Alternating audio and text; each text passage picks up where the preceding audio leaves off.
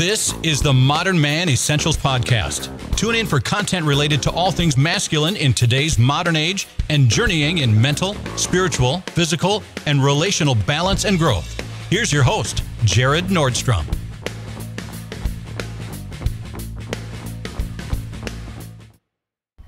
Good morning, everyone.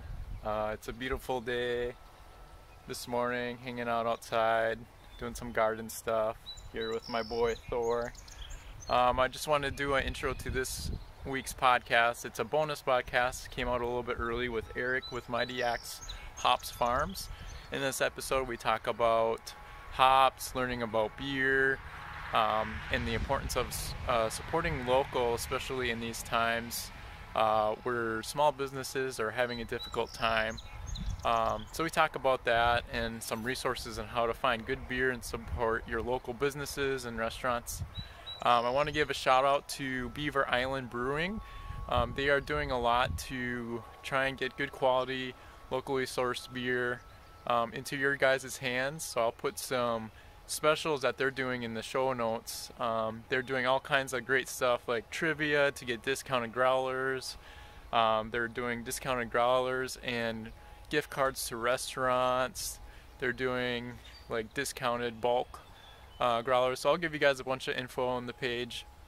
Just wanted to give them a shout out because they are making a good effort to support local and to help each other out during these difficult times. Right, Thor? Yeah? Okay. Well, I hope you guys enjoy this episode. If you like it, share it with somebody else. Rate us on iTunes or whatever podcast platform you listen to. You guys have a great day. Stay manly. Stay radical. All right, welcome everyone. How you doing, Eric? Hey, thanks for having me. I'm all right. You all right? What you drinking today? I'm drinking a little project of mine. It's a cream ale with 100% local hops, obviously, but also local malt. And my wife and I are working on a top secret project that hopefully someday will exist and people can enjoy this beer themselves. That's awesome. Well, cheers to you, man. Here you go. Yeah, what do you got? I got a Voodoo Ranger. It's Classic. one of my good go-tos here. All right, so if you guys haven't figured out, this episode is going to be a little bit about beer and things about hops. And how did this come to mind for me? Well, long story short, I recently moved to the Gilman area, and I drive Golden Spike Road all the time to go to work at the hospital. And I always noticed this huge farm with all these huge viney vines growing. I was like, what in the world is that? I've never seen anything like that before. So I look on Google Maps and I find Mighty Axe Hops Farm. I'm like, a hops farm, this is a first. So they had like a co-op showing tour of the farm last summer, and I went just because it's down the road, and it was super cool. And Eric was the one who guided us through, and he's kind of the mastermind of growing hops. So tell us, man, a little bit about that. How did you get into this business? Where did this passion come from? Fill us in. Yeah, man. Well, we're Mighty Axe Hops. I started it with a college friend 7 years ago. I lose track, man. And we grow hops for craft brewers. I don't have like a simple or fun elevator speech or anything. It's like, I mean, I guess it is very simple, but it's not very fun. Like, we grow hops. That's what goes in beer. There's a lot more to our story than that, of course, but that is what we do at a base level. That's crazy. So how did this become your idea? Were you just like, I love beer and beer's my passion, and why don't we grow hops? And the things I think about is, how did you come up with this idea? And it wasn't too long ago when beer was kind of dominated by the big companies like Miller, that kind of stuff. What was your thought process behind that?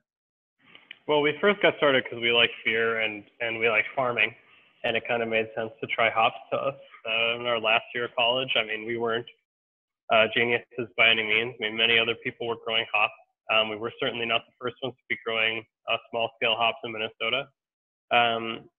But something that, set us apart from the other people that were growing hops then and are growing hops now is we have a certain type of passion for the hops that extends all the way to the product. And I approach this business like you would like a farmer's market stand. I want our customers to have a direct relationship with me and with the farm, more than just kind of a transactional purchase. And that whole mindset, it's simple in like idea, but how we execute that and how that like turns into a business and what that means to our business is something that has been evolving over the last 7 years. And I think we're at the point now where we have a lot of clarity about how that mission and that purpose informs a successful and growing business. And that's what we really, I feel like we're really hitting our stride. That's awesome. So starting a business from scratch, was there anybody, especially something that's very alternative from maybe somebody who goes to school for a 9-to-5 job in the office, was there anybody who told you that you were crazy, or any thoughts of like, man, this is risky? Oh, tell us about that. Any thoughts about that? Well, when we were college kids, we didn't have our risk tolerance was really high because we didn't have a lot to lose. And we were able to start really small on my family's farm, which meant, we didn't have to buy land to get started. We could just kind of spend a couple $100 and like put some plants on the ground. And there was this big step when we partnered with our current investor to build out this space in Foley, Minnesota, where we have the 80 acres, we have the harvest facility behind me. That was a ton of risk. And certainly at the time, I don't feel like I was fully capable of understanding what that risk was. I'm still kind of a college kid. But as it's become more real, certainly we've taken a big risk here, as of our investors. And it's a big risk, but also at the same time, like it was never a big part of, my decision making was what's the right thing for me to do. I've always been very good at understanding myself and what I care about, and then trying to align my day-to-day with that. And I'm lucky to have been able to do that the last couple of years. That's awesome.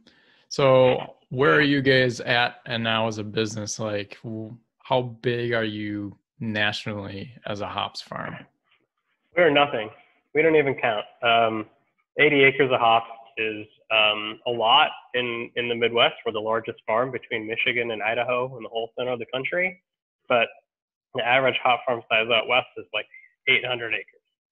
So when we're thinking about our place or our relative volume importance to the greater kind of hop industry, we don't count. If we stopped existing tomorrow, generally speaking, craft beer and hops would not be affected. There'd be plenty, it wouldn't be great for our customers. It'd be terrible for the Minnesota beer scene because we are a professional, high quality source of hops that you can get in Minnesota. Most states don't have access to that. They have to import commodity hops from the West Coast. So, it'd be a tremendous, a lot of heartbreak and a lot of sadness, but, it wouldn't change. Like, you'd still be able to buy beer at the liquor store. Yeah. So would you say that you guys supply mostly craft breweries in the Midwest? Oh, yeah. It's 100% craft breweries. We do some homebrewer work through Northern Brewer. But it's primarily craft brewers, primarily in Minnesota. But we do sell across the country, and we've done some international sales too. Like we sold to Brazil and Canada and over to Norway. So wow, cool. It's kind of fun. That's awesome. Did you guys kind of start when the craft brewery on the fringe of when that was starting? No, we were a little bit later. The Michigan hop scene started right kind of at the beginning of craft beer in the mid to late 2000s, and we didn't start till like kind of early 2010s, and then really became what we are now in the last 3 or 4 years. So we're here at the kind of arrival point of craft beer, right, where the explosion has really focused where it's going. The broader craft beer trends are larger craft regional breweries like Summit or New Belgium or Lagunitas, those ones are all struggling really hard because there's so many more local options, and that's where most craft consumers are spending their money. You know, for me, if I go to the liquor store, yeah, there's like the macro beers, and then there's the like big craft beers, and then there's a whole bunch of craft beers that are all like a percentile of the size of like New Belgium, for example. And I'm someone who likes to support the little guy. I'm into supporting as local as I possibly can. And that's what a lot of consumers, craft beer consumers, are looking for, something new and something local. And so the growth in craft beer has really been focused on small breweries, which is under a couple thousand barrels of production a year, which is very small. It's very, very small. I don't even know how many New Belgium does a year. You know, hundreds of thousands, if not millions of barrels, right? We're talking, you know, a very insignificant volume of beer by total beer consumed or brewed in America. But that's where the growth is in craft beer, because we all want to support the guy down the street. So in 2016, New Belgium did 957,000 barrels. Wow. So they might have broke 1 million at one point. I'm sure they're way under that now because their sales are destroyed. But there you go. So like, you know, the average brewery, you know, the side project Rachel and I are working on might be a brewery, and it might be a brewery trying to sell 300 barrels a year, compared to New Belgium, who's also a craft brewery technically, who sells, you know, 900,000. So obviously craft beer is not all the same. Yeah. And that definition is very fluid. Very insightful, because a lot of people think that all craft beer is small business, right. But it's not true. Well, New Belgium would argue that 1 million barrels is small, and it is compared to Budweiser. I mean, geez. Right. Yeah, so totally. Yeah. No, my question was, being in the business and doing all the work of harvesting and growing hops, how does that affect your perspective to every time you enjoy a cup of beer or a bottle of beer? What's going through your mind as you sip that might not be going through? I'm always just thinking about the hops, right? I'm always curious about the hop character. I love it when they tell you what hops are in it, because it helps you kind of better understand what you should expect, or what the beer is trying to be, or to compare it to other beers that have had similar hops in them. But I'm always looking for the hop character. I'm trying to think through the whole beer, like what's going on here? What are they trying to do? It's very hard to know what a brewer is trying to do. You know, the cans usually don't tell a very good story. There's the brand and a lot of fun artwork these days, like maybe the ABV. It'll say IPA because that's what sells. It'll probably say juicy or hazy, but that's what sells. It doesn't mean anything anymore. As a consumer, it takes so much work to be educated about beer. You can't just learn by yourself. You can't just go out and drink a bunch of beer in cans and whatever. You have to be talking to people in the industry and listening to podcasts and doing this and that, which makes it fun. I mean, the pursuit of understanding beer is a fascinating one, and something that becomes more and more interesting every year, because more and more breweries are opening and styles are changing and marketing trends are just wild. You know, those of you who are listening who drink beer will be familiar. Let's just say 5 years ago, the biggest, coolest IPA in Minnesota was Surly Furious. Furious at that point was, one, not labeled as an IPA. In fact, the can described it as distinctly not an IPA. It doesn't fit any genre. It was like 1 billion IBU and marketed as being super bitter, very hoppy and bitter. And in just the last 5 years, no one wants a super bitter IPA. They want a super hoppy IPA that is hop flavor and aroma, but they don't want it to be 100 billion IBUs, and like Palate Wrecker was the hop, you know, a name for a beer back then. And now if you look at Surly Furious cans, they say IPA right on the front. And if you get your tinfoil hat on, people think they've changed the recipe. I think recipes change from breweries constantly, all the time, and you have no idea, because most changes aren't noticeable. And for a big brand like that, any changes they've made have been incremental, but it wouldn't destroy the quality of the product, right? But if you just look at Surly Furious packaging from its inception to today, you can learn a lot about the story of craft beer from then till now.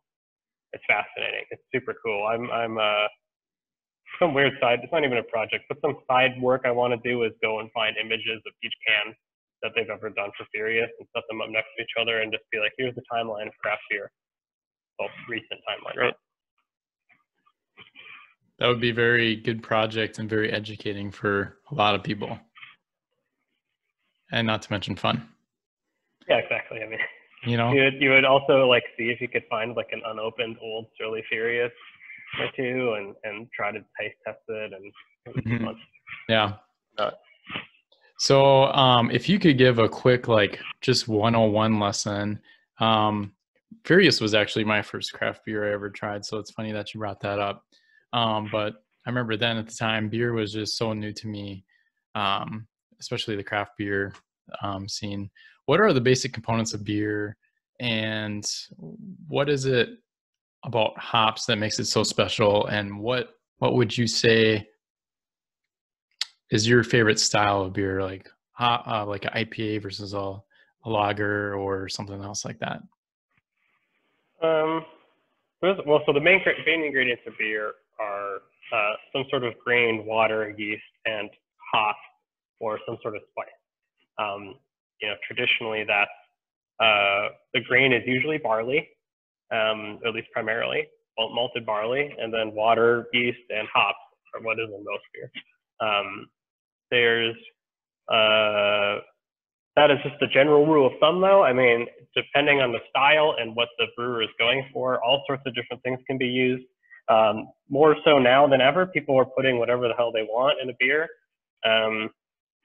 IPAs, there's all this hype around like slushy IPAs. I don't know if they have their full name yet, but just like, or like fruited sours that are just like they pour out of the can very slowly and like chunks of fruit are still in them. There's like the pastry stouts that literally have cake in it. I'm not the kind of like get off my lawn kids guy. I just don't like that stuff as much. I don't like sugar in my beer. I don't want my beer to be sweet. So I don't like when they put lactose in their IPAs or stuff like that. But my favorite style of beer is definitely IPA. I mean, IPA has become the largest. It doesn't even mean anything anymore, honestly. But it's such an awesome style with all these different spaces that you can go with it. Like people are making them sweet now, whereas they used to be defined by bitterness. And then it was all about being a clear IPA. It was very important back in the day. No one would drink a hazy one because something was wrong with it. But now people only want their IPAs to be hazy. And just like the market trends and consumer trends are interesting, and like to evaluate where those are coming from is also super important, and we can get into that. But obviously IPAs are my favorite style. Like I know a lot about hops. I don't know nearly as much about malt or barley, and so I have a lot more I can appreciate or investigate around a hoppy beer than a lighter style. That said, I like every kind of beer. Like I don't care. Like I love lager type beers. I mean, I have so much respect for traditionally lagered or any sort of lagered beer style.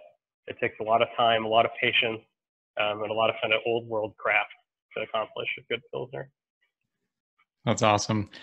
Not surprised that you were going to say the IPA as the hops guy, that the IPA was going to be your favorite.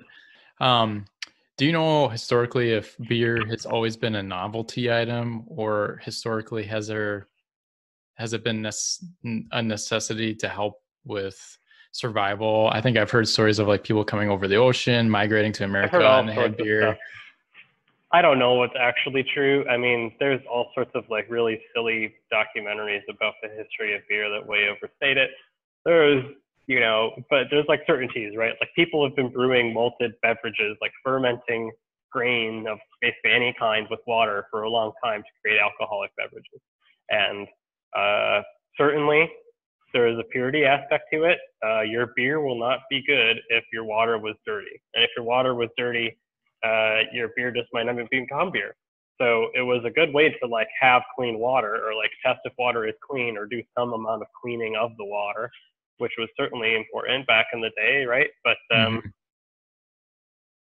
I don't know anything more than that. Ultimately, fermented beverages are good, and humans have liked them forever. I'm sure it started with someone like picking cherries from some cherry tree and then not eating them, and then they were rotting in their pocket and they got kind of cut. And I'm like, that, I want to do that again. Right? Like yeast exists on everything, and yeast will make things that have sugar into alcohol. And people like alcohol. Yes, they do. Yeah, I don't think it's special for beer. Like you look at like the sake brewing traditions and like rice, like fermentation. I mean, all of that. Yeah, I know it goes way back. I myself, I'm a coffee guy. I roast coffee at home. That's kind of my side project. And you like, what's the story behind that? People saw deer eating coffee cherries and hopping around like crazy or something like that, but who knows? Yeah. Well, I think it's interesting, the historical context and the theories behind it. Kind of going back to talking about the little guys, small business. If everybody's listening to this episode anytime close to when it releases, we know that there's some unique things happening right now with the whole COVID-19 thing, quarantine. Small businesses are being affected. How are you seeing it affect like craft breweries, the small breweries, small business? You guys, how are you seeing it affect that? I mean, it's absolutely devastating for breweries. In most states, breweries can't be open right now. Most breweries, as we were talking about earlier, the fastest growing ones are the very small ones. And those very small ones rely heavily on taproom sales. You go into their place and buying a pint of beer and going home. Now, at least in Minnesota, those types of breweries are only allowed to sell to-go beers, like Growlers or Growlers. And without the ability to sell you a pint at their space, which is a very high margin product for them, they're way off on their revenue. I mean, some of them are as little as 30% of their usual revenue right now, which is barely keeping the lights on territory. Necessarily then we're hurting because our customers aren't doing well. They're not selling a lot of beer, which means they don't need to buy more hops. We have had our worst sales the last 2 months than ever before. So it's a really hard time for all of us. But of course, in the bigger picture, I mean, it would be really crappy to lose our small town businesses, our breweries, farms. But, in the bigger picture, it's important that people are safe. Yeah, no, absolutely. Is there any way that you can think of during this time, an average guy like me who enjoys his beer can still support the small businesses? I mean, it's really hard. The biggest thing you can do is go, and it's inconvenient because you have to go to their place, or maybe they'll deliver, maybe. But, for you and I who live outside of the main cities, ain't no one going to deliver a Growler beer to our front door. We have to go to them. And that's inconvenient, and it takes extra time. And, it's a Growler. It's not canned, so it's not like the easiest format to drink. But we got to do what we can do. And that's all we can do is we can go to their places and order. A lot of them do curbside or contactless pickup, and, making it very safe to continue to support them. So that's all. I mean, then you can buy whoever has stuff at liquor stores, buy it, buy the local craft beer when you can. But that's just such a limited slice. So many of our brewers are so small that they either self-distribute a very limited amount of stores, or they have no distribution and they sell exclusively out of their front door. Sure. And yeah, it's those smaller guys and just the volume of those small guys that makes me excited about the future of craft beer, because the bigger you get, the more similar your stuff has to be of everything else that's on the shelf. It's got to be similar enough that it's recognizable to the consumer shopping at a liquor store. But at your tap room, you can do whatever the heck you want. People come into your tap room and they expect it to be a unique experience, unique to you, something that reflects your brand or your space or your town or yourself. Whereas on the shelf, it has to be similar. It can't be that wild or that different. In fact, being different on the shelf is now what's considered similar. And those small breweries, people always wonder who our biggest customers are, right? We're a biggest hop farm in the Midwest. We must be working with the big brewers in the Midwest, but that's just not true. We have sold our biggest customers. Our biggest customers are smaller breweries that you may have never heard of, even if you live in Minnesota. Those small breweries have more leeway to do things differently. They have more capacity to try new things because they're not locked into distribution contracts, set recipes, and they're often the owner. So if they want to change up their ingredient supply because they met me or they want to try something local, it's easy. They don't have to go up like a chain of command and get approval. It's the small brewers, to me, who are carrying on the biggest essence of what craft has meant, which is innovation, distinction, creativity, going against the norm. I love going into a small town tap room and they don't have a hazy IPA. I'm like, yes, give me your IPA. Give me an IPA that isn't full of the same 4 or 5 hops that every other IPA is. I love to taste an IPA that doesn't have citrus. Like, just kill me. Like, I'm so tired of Citrus, Simcoe, Mosaic, Amarillo, Strata. That's the new cool one. Like, those hops are really good. They taste really good. But when they're in every single IPA you drink, there's only so much distinction. You can only mix up those hops in the barrel in a certain way so many times before you start. It's like a million monkeys at a keyboard could create a Simcoe IPA, you know? I'm just so frustrated. Obviously, you can tell. I'm just exasperated by it. There's a lot of things that I think threaten our industry, and I think one of them is stagnation and single-mindedness towards like a single goal of like hazier, hoppier, more aroma, crazy flavors that are certainly fun. But that's not that's like a fad-driven business cycle, which people keep saying like, oh, craft beer is just a fad, and it's like they've been saying that for like, you know, at least a decade that I've been in the industry, and it's like I don't know how long fads last, but I don't remember the last time any of us had a Furby. So, you know, like craft beer is something that is here to stay, and its strength is in its resiliency, is in its diversity, and the ability for different brewers to find success with different styles and different ways of being a brewery. And the more I see breweries all moving towards this kind of single penultimate end of hazy IPAs with the same 5 hops, is like, that is so boring. That's just macro beer, and 5 of you are just making it instead of 1 of you. Yep. That's a very bold statement, but like, well, there's nothing that I'm distincts people anymore if they don't think differently or try. Right. And they also, the thing that's hard is that, yeah, those beers are individually different, but my point is they're not that different. Mm-hmm. Like, we're not that different anymore.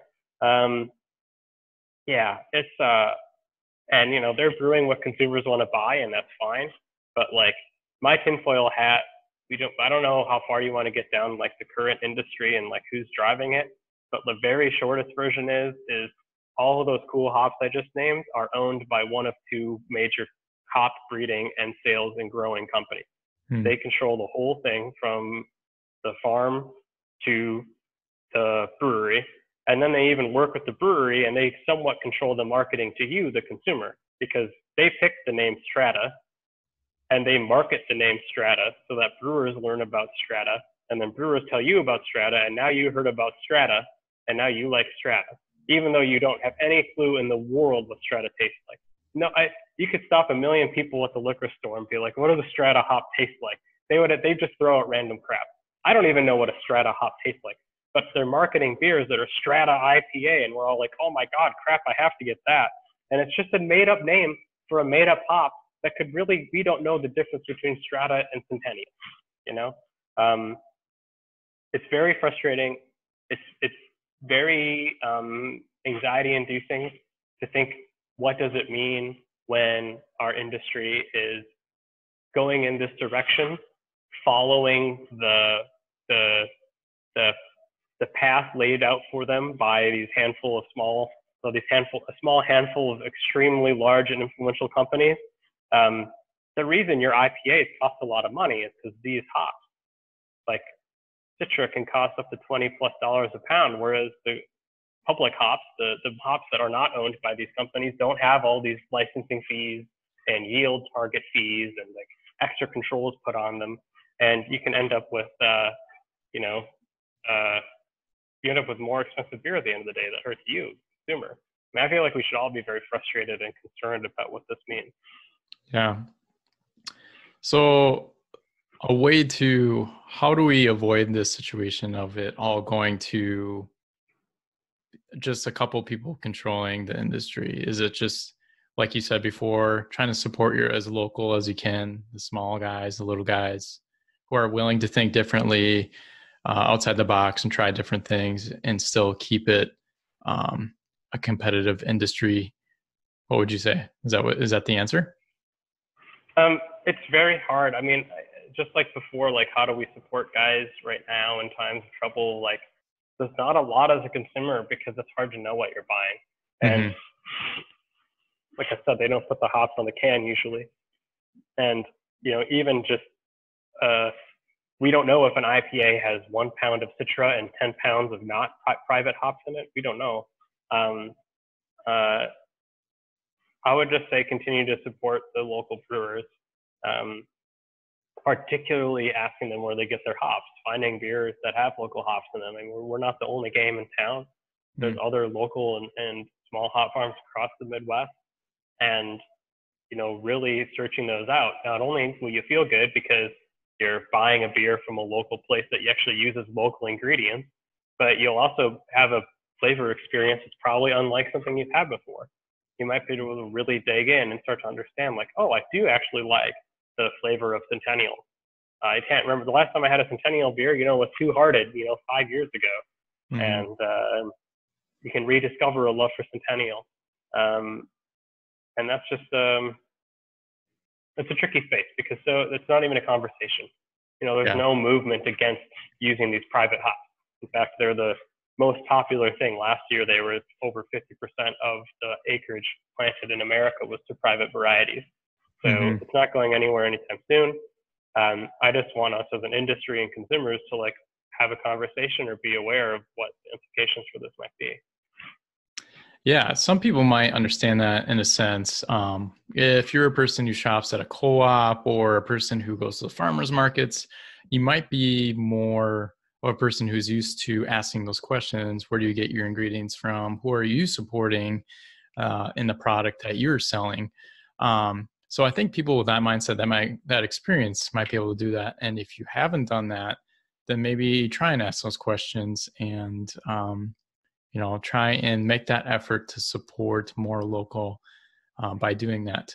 One of the ideas that I saw somebody share and challenge the public was with their stimulus check. Their challenge was, if you're doing okay, would you be willing to take part of your stimulus check, go to your local businesses, your small privately owned family businesses, that kind of stuff, and buy gift cards and spread them around? That's something that I thought was a really great idea, and something that anybody listening, maybe you guys could do that too. You know, think about it. Challenge yourself. Is there something that you can do if you're doing okay to help everybody else, to help them stand up and get through these difficult times? The hard part I have with this, and this is maybe me and my soapbox, is yes, there is a problem, but I hate how it's turned people against each other, and people kind of get nasty with each other in public, and it's kind of all about me and my welfare.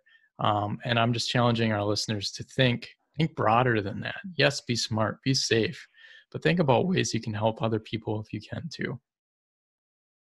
So, all right, I'm done with that. So, all right. So is there anything else you'd like to tell our listeners? I mean, there's a million things to learn about hops. Try to, you know, follow. There's actually not a whole lot of great sources out there. I'd say the best one is Stan Hieronymus, which his last name is very hard to spell. But if you look up hop queries, like Queries, that's his newsletter. And if you really want to get an understanding of what's going on in the broader hop industry, he is the foremost expert on hops, at least who exists in the public realm. He's a writer, a journalist, an author. he doesn't work for one of the big companies. He doesn't work, he's not a hop farmer like me. He has a fairly objective viewpoint and is just interested in, he wrote a great book called For the Love of Hops, and is somewhat objective, third-party source on what's going on in the industry, and, is my go-to source for what's new and what's happening. That's awesome. I'll ask for those resources, and I'll put it in the show notes for our listeners, because then they can dive into that a little bit more. All right, Derek. I think we'll be wrapping up here. Is there anything that you're doing? This is kind of a podcast geared towards men of different topics, but the overarching theme is try and be better, do the best that you can, challenge yourself. Is there anything that you're doing to challenge yourself today, try and become a better man? This is a really challenging time and a lot of opportunity to be a better person. We have taken in my wife and I, her younger sister was a student at the University of Minnesota and was effectively kicked out of the dorms at the start of all of this. And so she's been living with us at our farm, and it's been a lot of opportunity to be better at being patient and caring and putting others ahead of myself, to have another person there. It was just Rachel and I. We don't have any kids, and it's been a whole different thing to have another person living with us who is part of who I need to care for and care about on a day-to-day basis. So my challenge is to keep trying to be a good, brother, literally, but like quasi-father parental unit thing. Yeah. And I was A, not expecting that. B, not planning on it. C, totally blindsided by being a foster parent or some sort. So that's been a huge challenge for me recently. That's cool, man. That's pretty inspiring that you stepped up to do something to help somebody else out. So, and I hope that's the theme of this podcast, where we can do things to support each other, support local, and get through this together as a community. So, absolutely. All right, man. Thanks for being on the show, Eric. You take care, okay? You bet. Thanks, Jared. All right, guys, that's all for today. Thanks again for tuning in for today's show. I hope you loved the content. If you did, please do me a favor and go to iTunes or whatever podcast platform you're listening to and give us a review. Also, consider sharing us with someone else that you think would enjoy this content. But until next time, be the best you that you can be and stay manly.